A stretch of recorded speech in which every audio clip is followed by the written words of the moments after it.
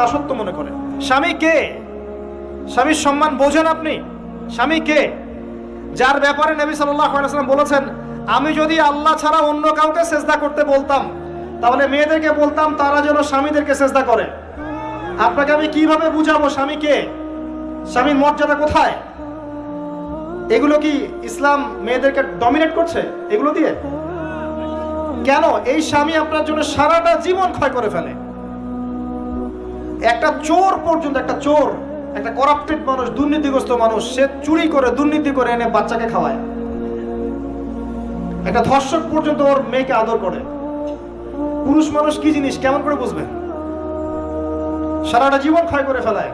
যদি আপনি তার আনুগত্য করেন, তার সামনে সুন্দর মতো থাকেন, তার কথার সাথে তর্ক না করেন, ভালোবাসা দিয়ে থাকেন, আপনার জন্য সে জীবন দিতে প্রস্তুত থাকবে। এরকম পুরুষ মানুষ। আপনাদেরকে কেউ চোখ তুলে তাকালো, চোখ তুলে